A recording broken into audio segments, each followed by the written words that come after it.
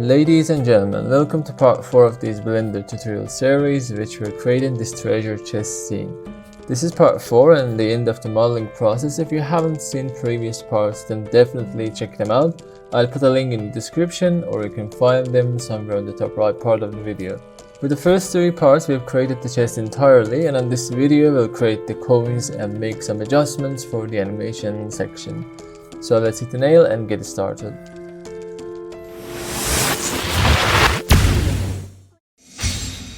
Since we're done with the modeling part and we don't have nothing to do with this part, I don't need this part anymore. So let's join these areas together and delete this part. Right click here and join areas, then join the higher part to the lower part. So first of all let's create the coins, and after that we'll do some adjustments for the animation section to get prepared for that part.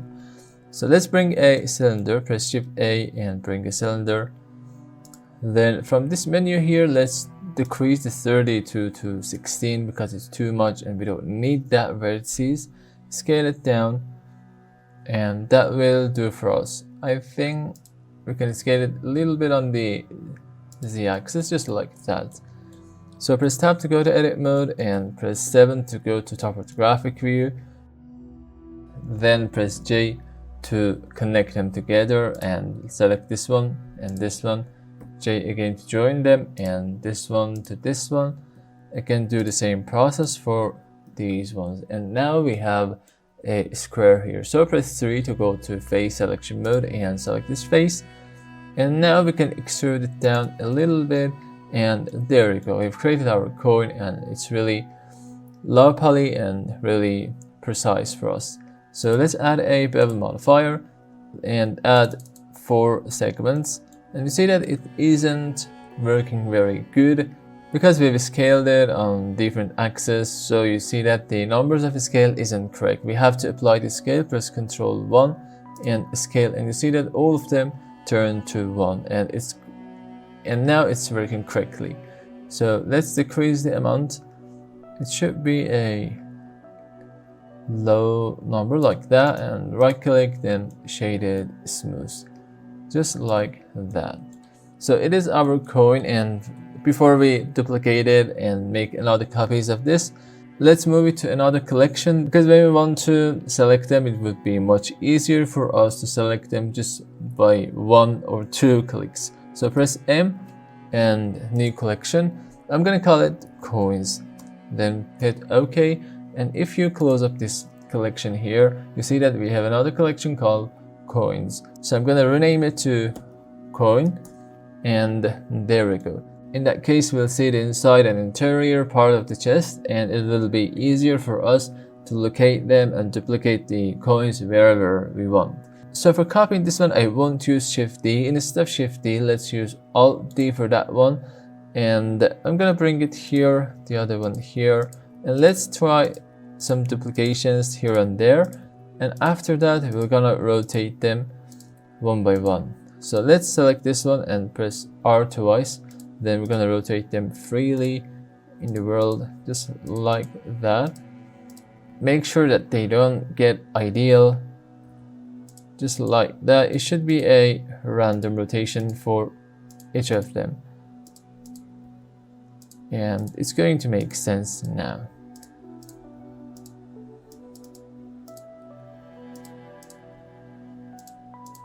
Then this one and this one. Okay, now we want to select all of these ones. We can select one of them and hit Shift G and then collection, and you see that we've selected all of the collection. There's no need to select them one by one. Because of that, I said that let's separate it to another collection so that the selection will be much easier for us. And now with all of them selected, hold Alt D again and Z to bring them a little bit higher.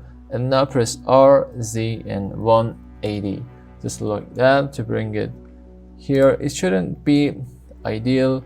All of their positions should be random, and it will make the process realistic and realistify that. So let's try different positions and different rotations for all of them. I'm gonna duplicate them here and there and rotate them freely and randomly just to make sure that they aren't ideal. So bring one here the other one here, and we can rotate them. It should cover all of the free places and vacant rooms of the chest so that it doesn't look empty. Just like that. Here, there, and there we go. So again, with one of them selected, hold Shift G and collection. Now again, press Alt D and bring it higher. Then RZ 180 to rotate them 180 degrees on the Z direction, and that's going to make sense. So press A to select everything, and all of the objects are selected. So just select one of the coins and hold Shift G, then collection, and again Alt D, bring it higher, then R, Z and 180, bring it a little bit higher, and that is going to make sense. So bring them higher, this one higher, this one should be in this position maybe, and these ones. Okay, now again, so with one of them selected, hold Shift G and collection, bring them down and make sure they are resting just like that, a little bit farther than this one, about this, and just make sure to make some adjustments here and there to in the case if they're not going outside of the box, just like that, it's outside of the box, we don't want it, and it should be fixed. And we can bring some here and fill the gaps, and so these ones, they are overlapping with each other, we don't want that, we should correct it. We can bring it higher or lower than the other ones, and it should fix the problem. So bring one here, the other one here, and here, maybe rotate them here as well, and take a copy of this one. Again, all of these copies are with Alt D, not the Shift D one. So bring it a little bit higher with this one as well. And you see that they look like float in the sky, and we don't want that. So let's bring them a little bit down to fix the issue here, because they are not floating, actually they are in the chest and it is not correct. So we can take another copies to fill these gaps here and there, just like that. So bring it here, select this one, and I think it's going to get better now. You can rotate them on Z a little bit, press 7 again, and bring it somewhere, or maybe we can rotate them a little bit more, just like that. And here they should be a little bit lower.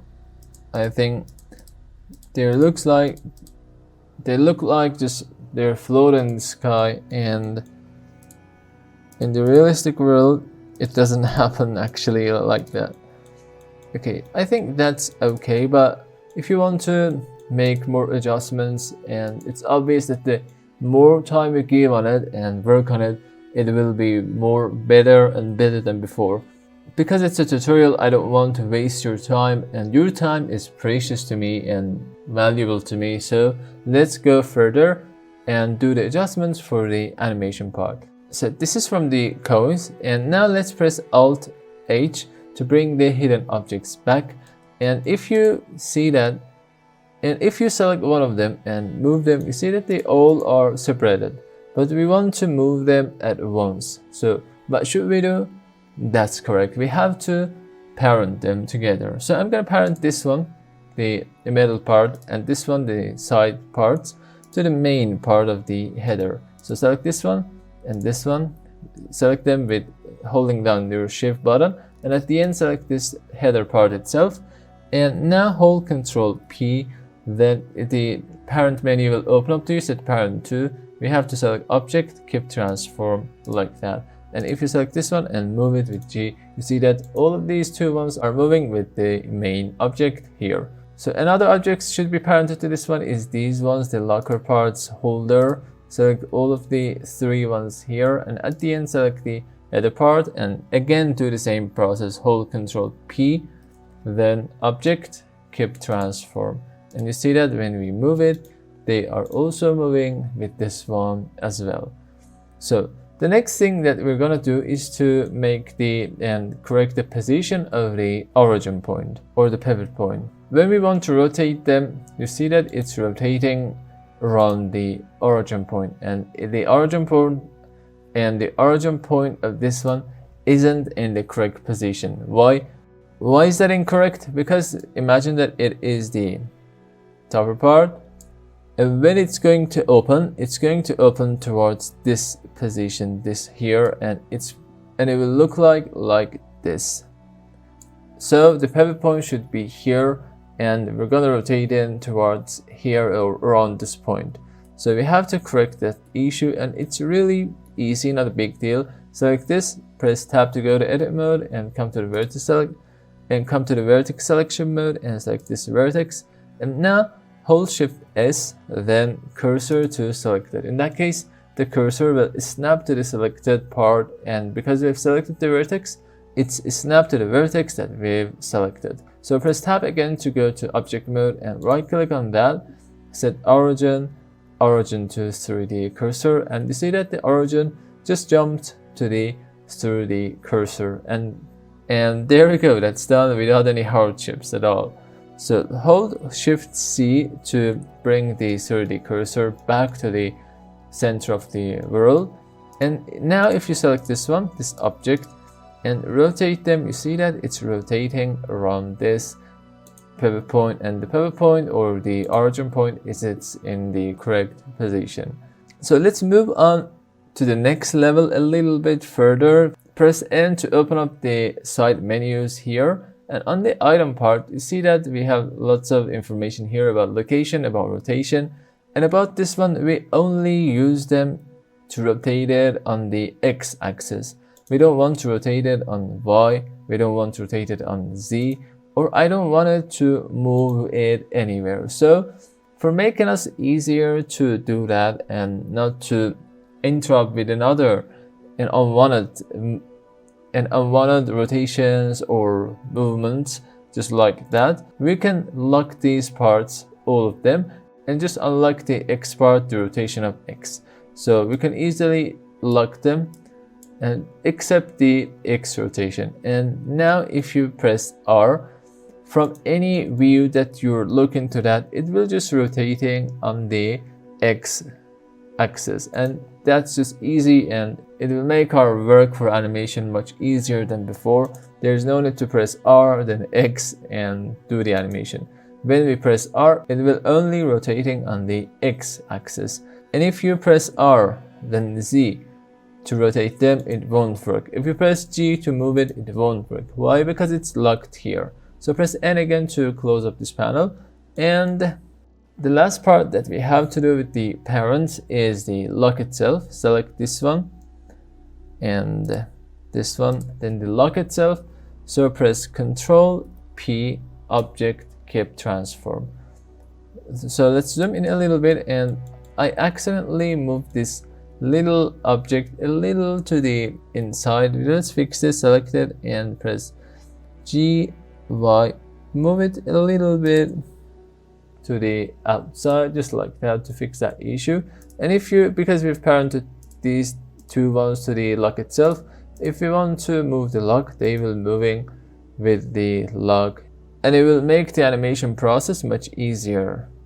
So we're done with this video, but I'm gonna do another thing, an extra thing for the animation part, and after that we'll wrap out this video. So let's select this one, and first of all, let's apply the mirror modifier. You can hover your mouse on it and press Ctrl A, then press tab to go to edit mode, and let's bring a face here. Press tab to go to edit mode, and let's bring a plane. Press Shift A and bring a plane, and press 7 to go to top of the graphic view. Let's scale it up a little bit, and let's scale it on the X-axis as well, and just like that, and press X, then only faces. So press tab again to go to object view.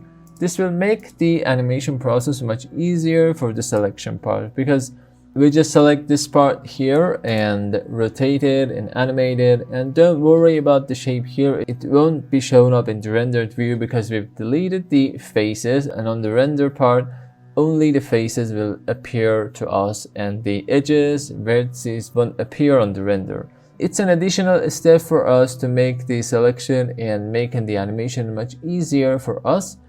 And it's not a necessary part. You can just leave it just like that. Don't add it if you don't like that. You don't have to do that. But it will make your animation and selection easier. So let's look at how it's working.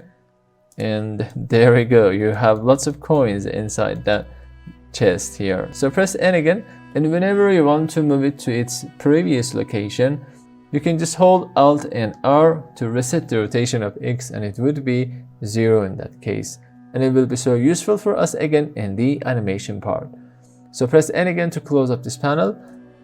And there we go. This video ends here at this point. I hope you have learned something as well in this video. And challenge for the next video is to give all of these objects a texture. And especially if you can give them procedural textures, it would be perfect. So this is your challenge for the next video. Try to give them some textures and try to do your best. And on the next video, you'll see that how I do them in my way. And if you like, you can go along with me, or you can share just your own ways and methods of giving the textures. On the next video, as I said, we will work on the texturing part and also the lighting parts. If you enjoyed the video, just don't forget to like that. And also, if you're new to the channel and haven't subscribed yet, just click on that button below to be one of us and subscribing the channel. Also, if you have some suggestion and recommendation about videos and the channel itself, don't hesitate and let me know on the comments part. So up to the next video, stay tuned and creative. See you then.